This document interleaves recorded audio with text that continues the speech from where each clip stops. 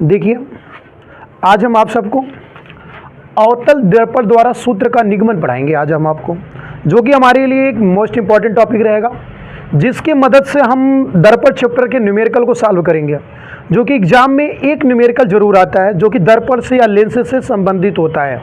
तो पहले हम सब दर्पण के सूत्र का निगमन देखते हैं और इसको समझ लेते हैं ताकि न्यूमेरिकल लगाने में हमें कोई भी दिक्कत ना हो। तो आइए आज हम आप सबको अवतल दर्पण के द्वारा सूत्र का निगमन बता रहे हैं कैसे किया जाता है। अवतल दर्पण द्वारा सूत्र का निगमन, जैसे आप देखेंगे अवतल दर्पण है,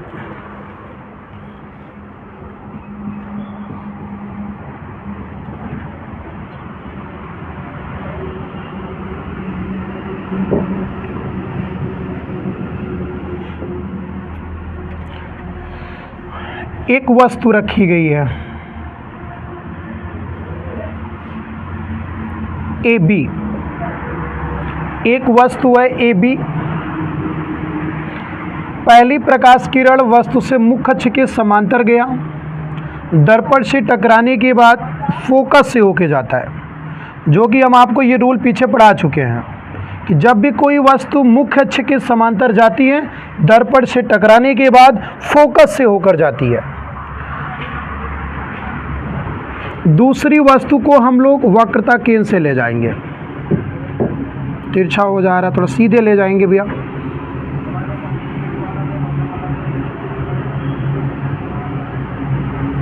दूसरी वस्तु को वक्रता केंद्र से ले जाएंगे, जो दर्पण से टकराएगी सीधे वक्रता केंद्र पे जाएगी और दर्पण से टकराने के बाद उसी मार्ग में वापस लौट जाएगी। ये हम लोग प्रतिबिंब के बनने के नियम में पढ़ चुके हैं। पहली प्रकाश किरण मुख्य अक्ष के समांतर आई थी, दर्पण से टकराने के बाद फोकस से होकर गई है, और दूसरी प्रकाश किरण वक्रता केंद्र से गई, दर्पण से टकराने के बाद उसी मार्ग में वापस लौट जाती है। जिस जगह पे काटता है, टकराने के बाद जिस जगह पे काटता है वहाँ पे प्रतिबिंब प्राप्त हुआ ए डैश और बी डैश। जहाँ पे काटता है वहाँ पे प्रतिबिंब क्या प्राप्त होता है, ए डैश और बी डैश, जो कि ये ध्रुव है। आप याद रखिएगा, ये ध्रुव है और ये फोकस है।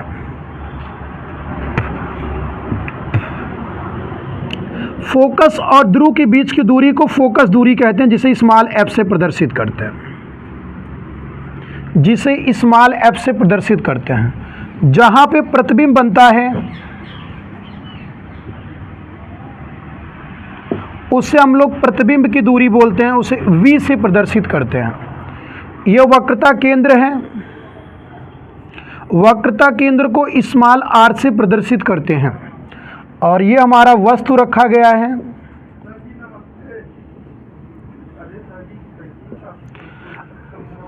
और वस्तु के दूरी को हम लोग u बोलते हैं, वस्तु की दूरी को हम लोग क्या बोलते हैं, u बोलते हैं। और एक बात आप सब याद रखिएगा, ध्रुव से बाईं तरफ की दूरी ऋणात्मक होती है और ध्रुव से दाईं तरफ की दूरी धनात्मक होती है, और मुख्य अक्ष से ऊपर की दूरी धनात्मक और मुख्य अक्ष से नीचे तरफ की दूरी क्या होती है, ऋणात्मक होती है। तो अभी हम लोग जब दूरियों को लेंगे तो दूरियों को हम सब माइनस में लेंगे, क्योंकि ध्रुव से बाईं तरफ की दूरी है। तो आइए डेरिवेशन में देखते हैं थोड़ा सा भैया। MN, तो त्रिभुज हमें दिख रहा है ABC त्रिभुज और A dash B dash C, त्रिभुज ABC और त्रिभुज A dash B dash C, A dash B dash C समरूप है। क्या है, समरूप है। ये वाला त्रिभुज और ये वाला त्रिभुज दोनों आपस में समरूप हैं। अगर आप देखना चाहते हैं समरूप कैसे हैं, तो हम लोग गणित में इसको पढ़ चुके हैं, समरूप कैसे सिद्ध होता है त्रिभुज में। तो आइए देख लेते हैं। अगर यहाँ पे 90 अंश का कोण है तो यहाँ भी 90 अंश का कोण है, और शीर्षाभिमुख कोण बराबर होते हैं, शीर्षाभिमुख कोण बराबर हैं, और एक कोण 90 है तो दूसरा कोण भी क्या है, 90 है। जब दो कोण बराबर हैं तो तीसरा कोण ऑलरेडी बराबर हो जाएगा। तो ट्रिपल ए के नियम से दोनों त्रिभुज क्या हो जाएंगे, समरूप हो जाएंगे। दोनों त्रिभुज क्या हो जाएंगे, समरूप हो जाएंगे, ट्रिपल ए के नियम से समरूप हो जाएंगे। अगर त्रिभुज समरूप है, अगर त्रिभुज समरूप है तो उनकी तीनों भुजाओं का अनुपात बराबर होता है। समरूप का मतलब तीनों भुजाओं का अनुपात बराबर और कोण बराबर होते हैं। भुजा का अनुपात बराबर होता है और कोण बराबर होते हैं। सर्वांगसम का मतलब होता है तीनों भुजा और तीनों कोण पूरे पूरे बराबर होते हैं, वहाँ पे पूरा फैक्ट बराबर होता है। और समरूप में अनुपात भुजा का बराबर होता है और कोण बराबर होता है। तो आइए देखते हैं हम लोग यहाँ पे, भुजा है ए बी, भुजा ए बी बटे ए डैश बी डैश बराबर, यहां पे आधार है ए सी और वहां पे आधार है ए डैश सी, तो भुजा का अनुपात बराबर है। उस तरफ त्रिभुज है हमारा M N F, M N F और त्रिभुज A dash B dash F, A dash B dash F समरूप है। जैसे ये दोनों त्रिभुज समरूप थे ऐसे ही ये दोनों त्रिभुज हमारे समरूप हैं, क्योंकि 90 यहाँ है तो 90 यहाँ भी है। शीर्षाभिमुख कोण बराबर है तो तीसरा कोण ऑलरेडी बराबर होगा। तो ट्रिपल ए के नियम से ये दोनों त्रिभुज भी समरूप होंगे। तो इनकी भुजा लंबवत भुजा एम एन और इसकी लंबवत भुजा ए डैश बी डैश, आधार की भुजा एन एफ बटे A dash F, A dash F है, जो कि हम जानते हैं बी से एम जो है मुख्य अक्ष के समांतर है। जो बी एम है वो मुख्य अक्ष के समांतर है। अगर दो रेखाएं समांतर हैं उनके बीच की दूरी बराबर होती है। ए बी, जो ए बी है वो किसके बराबर है, एम एन के बराबर है। किसके बराबर है, एम एन के। तो जहां पे एम एन है वो किसके बराबर है, ए बी के बराबर है। तो ए बी बटे A dash B dash, A B बटे ए डैश बी डैश बराबर एन एफ, एन एफ बटे A dash F, A dash F. कहने का मतलब है जहां पे एम एन था हमने वहां पे ए बी रख दिया, एम एन की जगह हमने क्या रख दिया, ए बी रख दिया। अब आप मेरी बात थोड़ा सुनेंगे। एन से एफ की जो दूरी है और एन से पी के बीच की दूरी बहुत कम है, एन से पी के बीच की दूरी बहुत कम है, इसलिए एन पी के बीच की दूरी को गणना में नगण्य मानकर छोड़ देंगे। एन पी के बीच की दूरी, एन पी के बीच की दूरी बहुत कम है, बहुत कम है, बहुत कम है, गणना में नगण्य मानकर छोड़ देते हैं, नगण्य मानकर छोड़ देते हैं। हम लोग एनपी के बीच की दूरी को छोड़ देंगे। जब आप एनपी के बीच की दूरी छोड़ेंगे तो जो आपका एनएफ है वो आपका पीएफ के बराबर हो जाएगा। यानी जो हमारा एन से एफ तक की दूरी है वो पी से एफ के बराबर हो जाएगा, पी से एफ के बराबर हो जाएगा। तो ऊपर देखिए ए बी बटे ए डैश बी डैश बराबर एनएफ, एनएफ जो है पी एफ के बराबर है बटे क्या है, ए डैश एफ। इक्वेशन सेकंड देखिए आपका इक्वेशन सेकंड हो गया, मतलब जहाँ पे एन एफ था एन एफ की जगह हमने पी एफ रख दिया, एन एफ की जगह हमने पी एफ रख दिया, तो इक्वेशन सेकंड हो गया। समीकरण एक का बायां पक्ष, समीकरण एक का बायां पक्ष और समीकरण दो का बायां पक्ष आपस में बराबर है। समीकरण एक का बायां पक्ष और समीकरण दो का बायां पक्ष बराबर है तो हमारा दायां पक्ष भी बराबर होगा। तो समीकरण एक और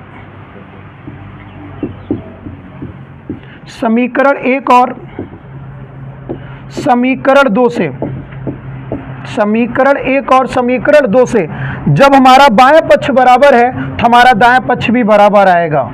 ए सी बटे ए डैश सी बराबर पी एफ बटे A dash F. A dash F थोड़ा सा समझ जाएंगे आप लोग तो हमारा डेरिवेशन बेहद आसान हो जाएगा। आप अगर देखेंगे हमने पहले दो त्रिभुज को समरूप किया है, फिर बाद में दोनों त्रिभुज को समरूप किया है, फिर समीकरण 1 और 2 से बराबर कर दिया है। अब आइए इन दूरियों को मान निकालते हैं। AC का मान कहाँ पर है? AC का मान कहाँ पर है? तो आप अगर देखेंगे जो AC ये है, A से C ये है, तो आपका AC का जो मान है पूरा A से P,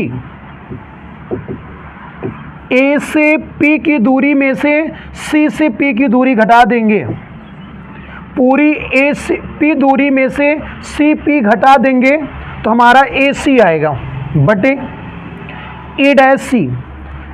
A डैश C की जो दूरी है पूरी दूरी CP है, पूरी दूरी CP है में A डैश P घटा दीजिए बराबर PF जाने दीजिए, सेम दूरी पता है भाई। A dash F, A dash F अगर आपको बताना है तो पहले आप A डैश से P तक की दूरी ले लो।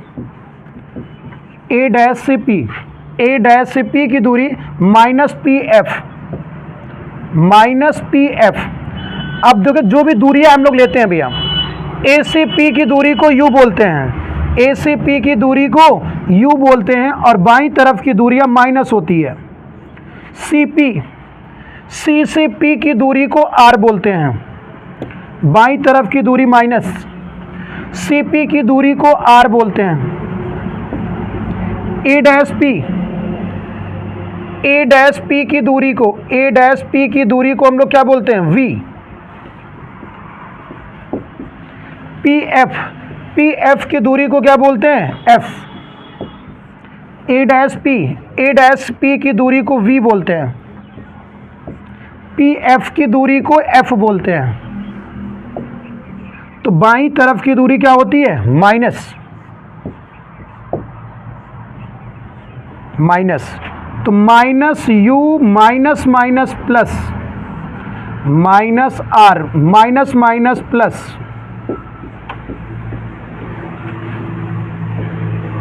माइनस माइनस प्लस, ये हो गया भैया।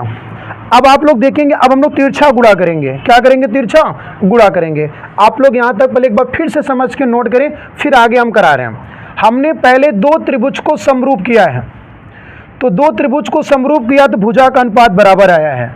फिर इन दोनों त्रिभुज को समरूप किया तो अनुपात बराबर आया है। तो समीकरण 1 और 2 से बायां पक्ष बराबर था तो हमारा दायां पक्ष भी बराबर आया है। फिर हमने AC का मान निकाल लिया। AC का जो मान निकालोगे पूरी दूरी में से PC को घटा दिया जाएगा तो छोटी वाली दूरी हमारा आ जाएगा। तो हमने दूरियों को निकाल लिया है। यहाँ तक आप नोट करेंगे, फिर हम आपको बता रहे हैं।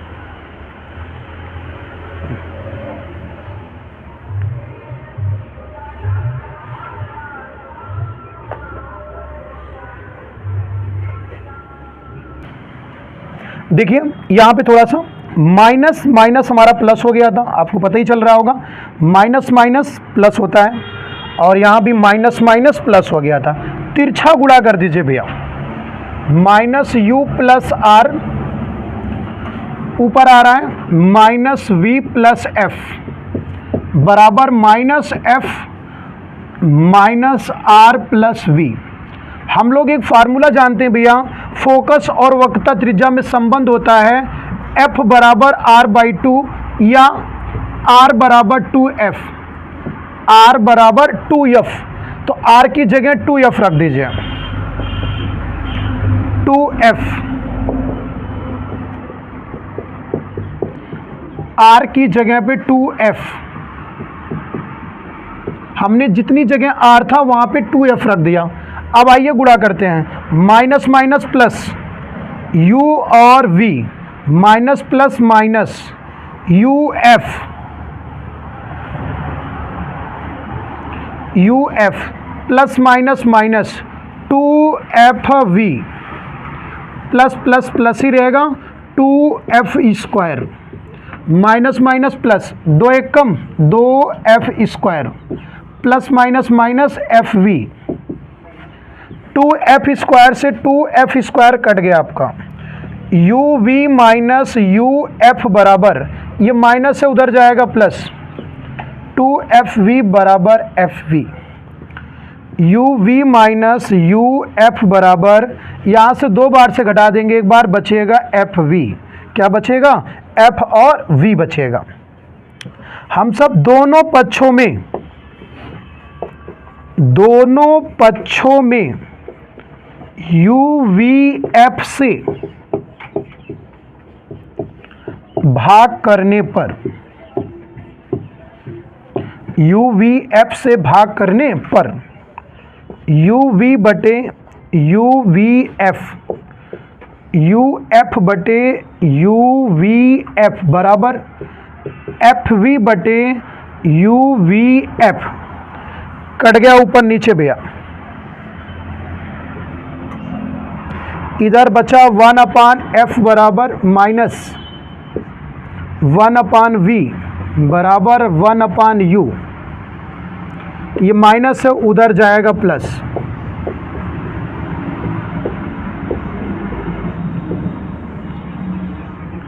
ये हमारा हो गया अवतल दर्पण द्वारा सूत्र का निगमन। इसे हम लोग बोल सकते हैं दर्पण में UVF में संबंध।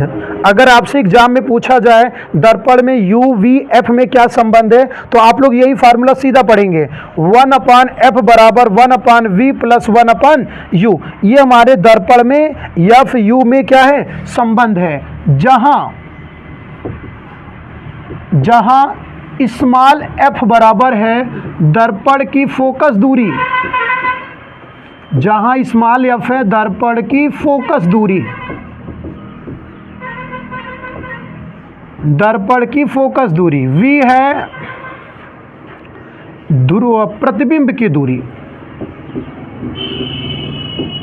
v है आपकी प्रतिबिंब दूरी, प्रतिबिंब की दूरी, और u है आपकी वस्तु की दूरी, वस्तु की दूरी।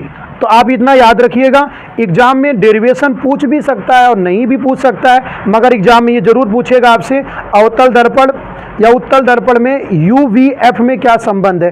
अगर आपसे संबंध पूछता है तो आप यही फार्मूला बताएंगे, 1/f बराबर 1/v प्लस 1/u। इस फार्मूले को अच्छे से अगर आप समझ लेंगे तो हमारा न्यूमेरिकल लगेगा, जो कि न्यूमेरिकल एक पेपर में बहुत ज़रूर आता है। इसलिए थोड़ी कोशिश करेंगे, अच्छे से समझिएगा। जहाँ दिक्कत होगी आप कमेंट करके बता दीजिएगा, 1 से 2 बार रिपीट करके देख लेंगे, डेरिवेशन आपको बेहतर तरीके से क्लियर हो जाएगा। ठीक है, इसको नोट करेंगे हम।